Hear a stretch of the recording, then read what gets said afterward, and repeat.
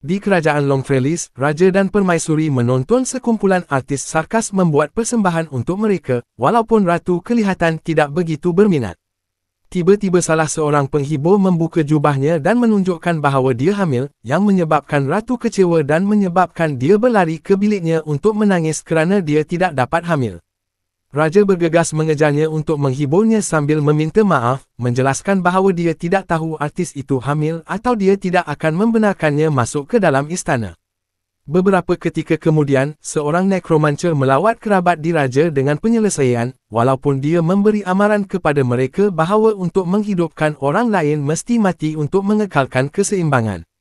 Permaisuri sanggup melakukan apa sahaja, jadi nekromancer menerangkan syarat-syaratnya, mereka mesti membunuh raksasa laut di tasik dan mengeluarkan jantungnya, yang mesti direbus oleh seorang gadis tulin tanpa sesiapa yang melihat.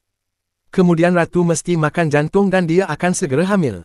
Apabila mereka sampai ke tasik, Raja memakai pakaian selam dan segera pergi ke bawah air, di mana dia mendapati seekor makhluk putih besar sedang tidur.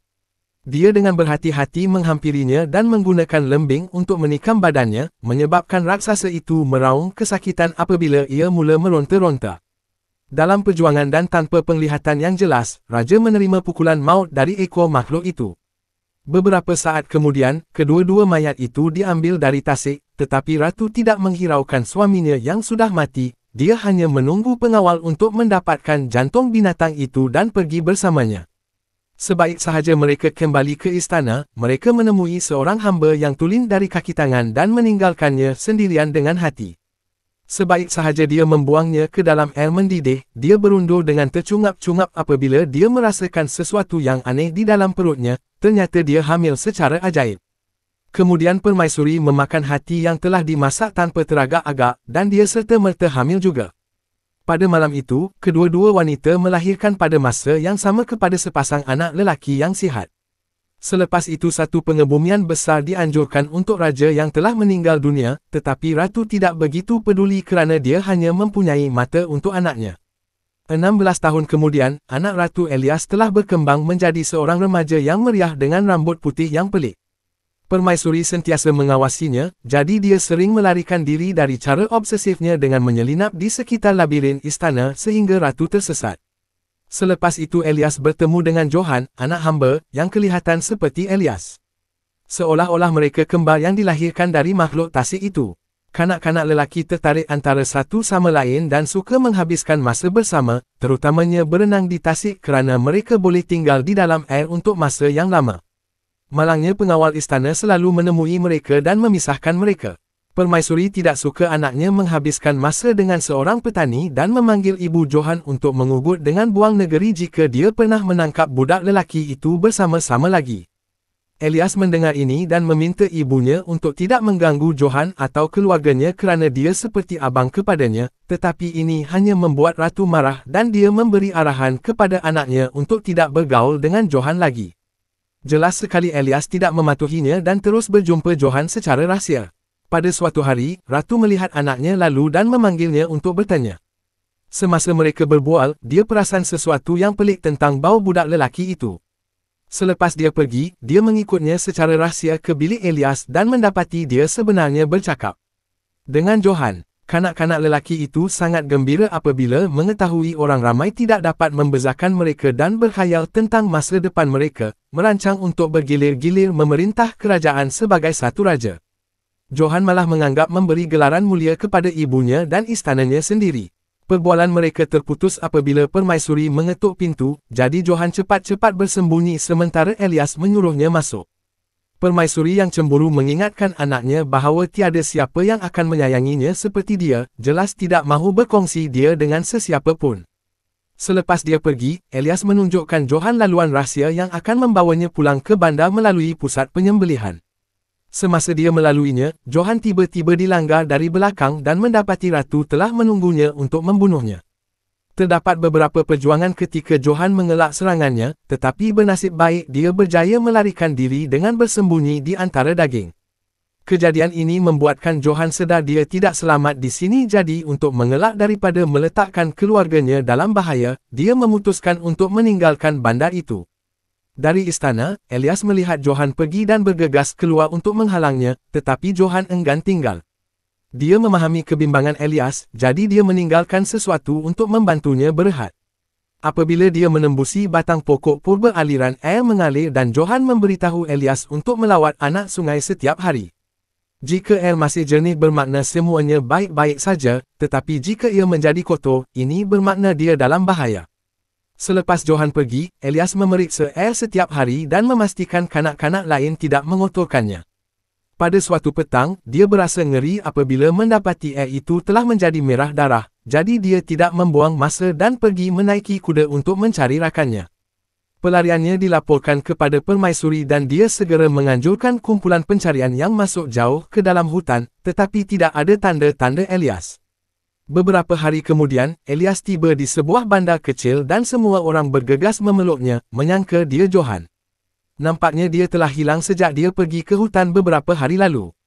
Pada masa yang sama, nekromancer melawat ratu sekali lagi dan menawarkan perjanjian baharu, dia akan membawa anaknya kembali sebagai pertukaran untuk pengorbanan, yang ratu terima tanpa meminta butiran lanjut.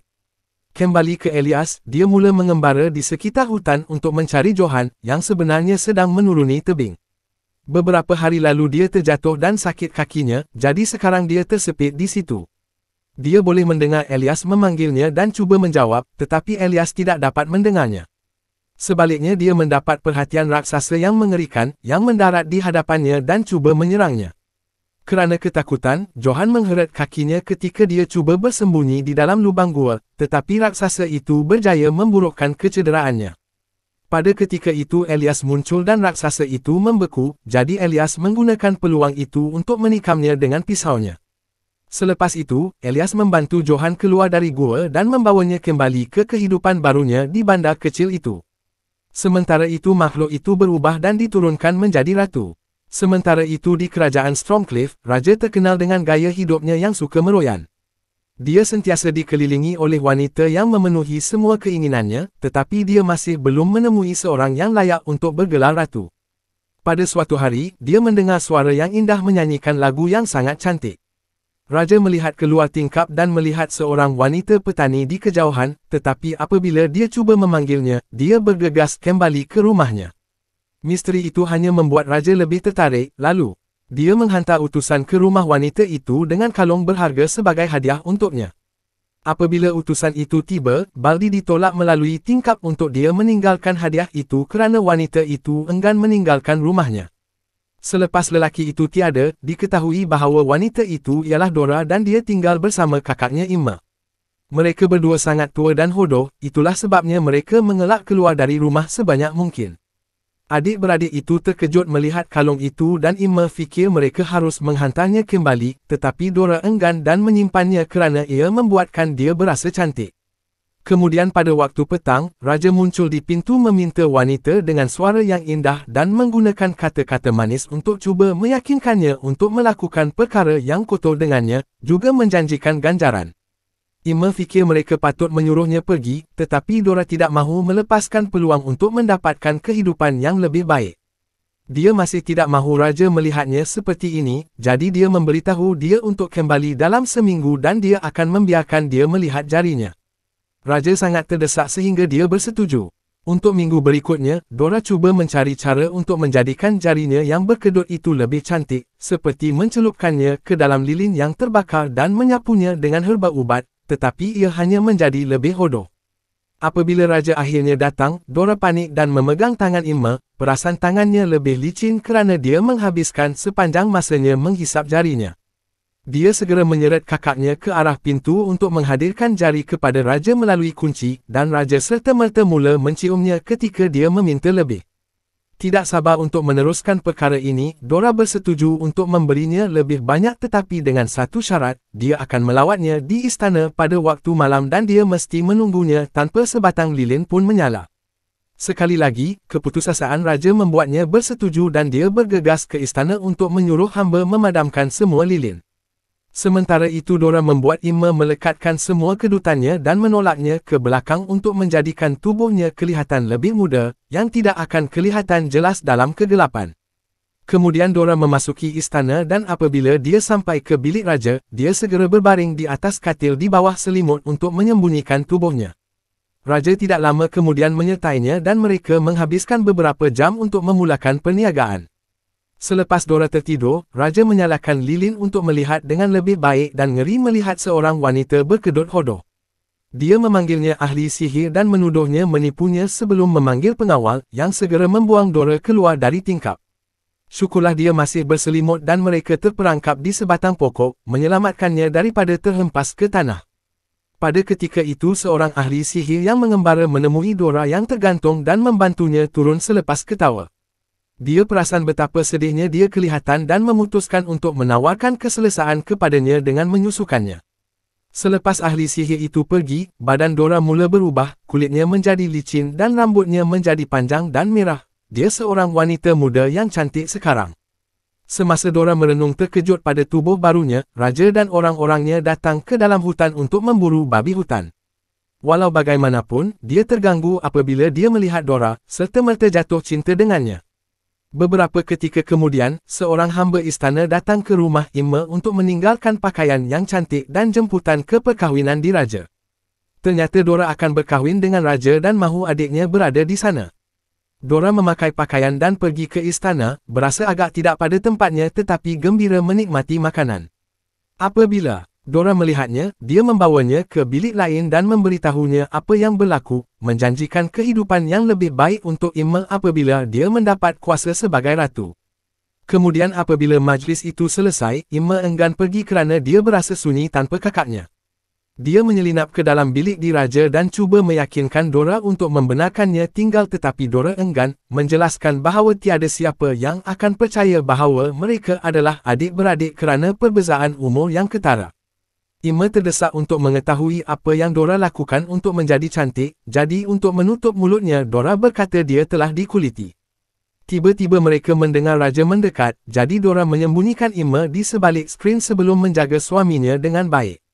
Ingin tahu, Imma tidak dapat menahan untuk mengintip pasangan suami isteri yang sedang sibuk, tetapi raja melihatnya dan menyangka dia adalah wanita tua dari hari yang lalu jadi dia dengan cepat membuat pengawal menghalaunya. Terdesak dan kecewa, Imma pergi berjumpa tukang besi dan meminta bantuan, dia mahu semua kedutannya dipotong supaya dia juga cantik. Pada mulanya tukang besi itu menolaknya, tetapi dia cepat berubah fikiran apabila Imma membayarnya dengan semua permata dari pakaian mewah itu. Beberapa saat kemudian, Imma diikat pada sebatang pokok di dalam hutan, dan tukang besi itu terus mengulitinya sambil menjerit kesakitan. Apabila Imma kembali ke bandar, dia hanyalah seorang yang cacat dan berdarah di ambang kematian. Sementara itu di kerajaan High Hills, Puteri Violet sedang mempersembahkan lagu khas untuk bapanya raja, tetapi dia tidak memberi perhatian kerana dia menemui kutu di lengannya. Pepijat kecil itu mula melompat ke seluruh badannya dan raja sangat terhibur dengan telatahnya sehingga dia terus memandangnya sehingga dia berjaya menangkapnya. Sebaik sahaja Violet selesai, raja membawa kutu itu ke biliknya, di mana dia mula memeliharanya sebagai haiwan peliharaan. Dia menyediakan kotak comel untuk ditiduri malah mencucuk jarinya sendiri untuk menyuap darahnya. Apabila kutu mula berkembang, raja mengajarnya helah baru, seperti menarik dari kereta jam kecil. Ketaksuban baru ini menyebabkan dia mengabaikan tugas di rajanya. Minggu berlalu dan raja mula mengambil makan malam di raja untuk membawanya kembali ke biliknya, di mana kutu itu telah membesar sebesar seekor babi. Pada suatu malam, raja memanggil doktor mahkamah ke biliknya kerana kutu itu telah membesar menjadi sebesar kuda tetapi tidak sihat. Doktor itu ketakutan tetapi menurut perintah dan memberi berita buruk kepada raja, kutu itu telah mati. Raja memeluk haiwan kesayangannya dan meminta doktor untuk menyimpan rahsia itu. Beberapa ketika kemudian, raja mengumumkan dia telah menemui cara terbaik untuk menjadikan Violet sebagai suami terbaik. Dia menggantung kulit kutu di ruang takhta dan berjanji bahawa lelaki pertama yang meneka haiwan itu berasal dari mana boleh berkahwin dengan anak perempuannya. Violet tidak berpuas hati dengan rancangan ini kerana dia lebih suka memilih seseorang untuk kepribadiannya, tetapi raja tetap mengabaikan kehendaknya. Lelaki demi lelaki datang ke ruang takhta dan cuba meneka, tetapi tidak seorang pun daripada mereka dapat membayangkan bahawa sekeping kulit yang begitu besar boleh menjadi milik pepijat. Tiba-tiba seekor raksasa buas muncul dan terima kasih kepada hidungnya, dia serta-merta dapat mengetahui bahawa kulit itu berasal dari kutu. Semua orang terkejut dan raja tiada pilihan selain menepati janjinya, menyebabkan Violet melarikan diri sambil menangis. Raja mendapati dia di atas bumbung hendak memadam sendiri, jadi dia menyuruhnya turun dengan mengingatkannya bahawa reputasi mereka akan musnah jika mereka tidak menepati kata-kata mereka dan bahawa dia mesti mematuhinya. Tanpa pilihan lain, Violet pergi bersama raksasa itu, yang membuatkan dia berjalan sehingga ke rumahnya. Violet keletihan di tengah-tengah hutan, jadi raksasa itu mengangkatnya dan membawanya sepanjang perjalanan. Akhirnya mereka berjaya sampai ke puncak tebing, di mana Violet mendapati rumah baharunya adalah sebuah gua kotor yang penuh dengan tulang manusia. Dia cuba mengelakkan raksasa dan makanan mengerikannya sebanyak mungkin, tetapi raksasa itu bosan menunggu dan mengheretnya ke katilnya untuk mengambilnya secara paksa. Hari berlalu dan Violet hanyalah kotor dan sengsara. Pada suatu pagi, dia melihat seorang wanita di tebing seberang mengumpul herba dan meminta bantuan. Tiada apa yang wanita itu boleh lakukan dari jarak ini, tetapi dia berjanji untuk kembali dengan sokongan. Beberapa ketika kemudian, wanita itu kembali bersama seluruh keluarganya, yang kebetulan merupakan artis sarkas. Seorang lelaki melemparkan tali untuk menutup celah antara tebing dan berjalan di atasnya seperti seorang akrobat sehingga dia sampai ke Violet, kemudian dia mengangkatnya dan dengan berhati-hati mula berjalan di atas tali untuk kembali. Pada ketika itu raksasa itu kembali dan bergegas mengejar mereka, bergerak di atas tali menggunakan tangannya. Akrobat itu bergerak sepantas yang dia boleh dan bersyukur berjaya ke seberang dengan selamat bersama Violet, jadi keluarga itu memutuskan tali dan membuatkan raksasa itu jatuh. Selepas itu keluarga membawa Violet pergi ke dalam gerabak mereka dan dia akhirnya dapat ketawa semula dengan menonton helah mereka. Malangnya raksasa itu telah terselamat dan muncul semula, melompat ke dalam kereta untuk mula menyerang keluarga. Dia segera membunuh 3 orang, jadi Violet yang ketakutan mengambil pisau dari bakul dan melarikan diri bersama yang lain. Marah, raksasa itu mula mengejar mereka semula, jadi kumpulan itu cuba bersembunyi. Apabila raksasa itu mendekat dengan mengikut hidungnya, salah seorang artis meminum sedikit alkohol dan kemudian menghembuskan api ke muka raksasa itu. Malangnya ini tidak mencukupi untuk menghalang dia dan raksasa itu menyerang lagi, dengan cepat membunuh ahli keluarga yang tinggal. Violet cuba melarikan diri, tetapi kini dia bersendirian, raksasa itu dengan mudah menemuinya. Untuk mengelak daripada dibunuh juga, Violet berpura-pura menerimanya dan menenangkannya sebelum memanjat punggungnya untuk pulang. Bagaimanapun sebaik sahaja dia bergerak, dia menggunakan pisau untuk mengelah lehernya. Sementara itu di istana, raja telah berasa sangat sakit sejak dia kehilangan anak perempuannya, tetapi apabila seorang hamba mengumumkan dia kembali, dia segera melompat dari katil.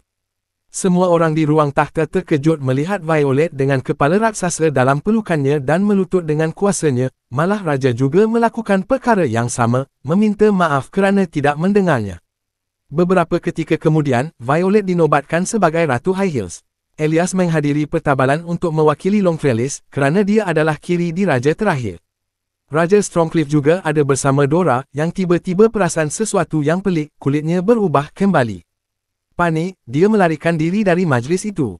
Violet tidak menyedarinya kerana dia terlalu sibuk mendongak, mengagumi seorang akrobat berjalan di atas tali yang berapi-api untuk memperingati keluarga yang menyelamatkannya.